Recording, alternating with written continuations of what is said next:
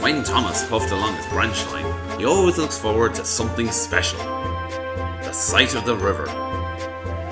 As they rumbled over the bridge, he would see people fishing. Thomas always wanted to stay and watch, but his driver said, "No, what would Sir Topham Hatt say if we were late?" Every time he met another engine, he would say, "I want to fish." Toby chuckled. "Oh, Thomas, engines don't go fishing." He laughed.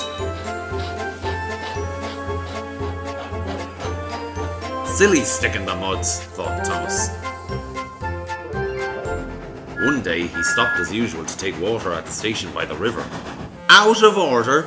Bother," said Thomas. "I'm thirsty." "Never mind," said his driver. "We'll get some water from the river."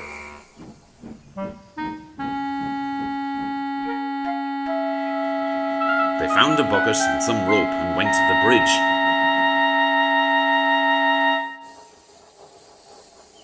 Then the driver left the bucket down to the water. The bucket was old and had 5 holes, so they had to fill it, pull it up and empty it into Thomas's tank as quickly as they could, several times over.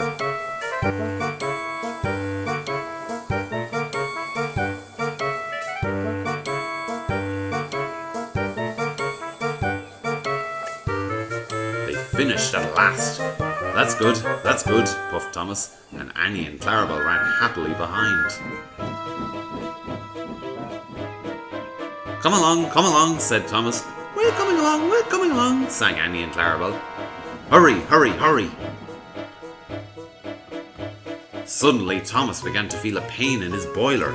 Steam began to hiss with his safety valve in an alarming way. There's too much steam, said his driver.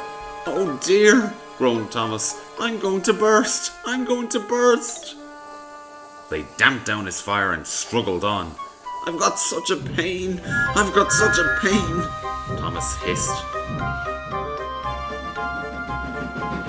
They stopped just outside the last station, uncoupled Annie and Clarabel, and ran Thomas, who was still hissing fit to burst, on a siding out of the way.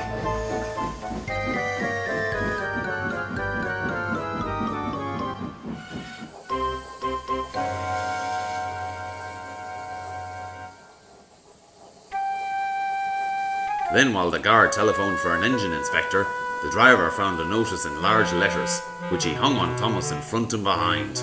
Danger! Keep away! Soon the inspector and the fat controller arrived. Cheer up, Thomas, they said. We'll soon put you right. The driver told them what had happened. So the feed pipe is blocked, said the inspector. I'll just look at the tanks. He climbed up and peered in. Then he came down. Excuse me, sir. Please look in the tank and tell me what you see. Certainly, Inspector, replied the fat controller. He clambered up, looked in, and nearly fell off in surprise.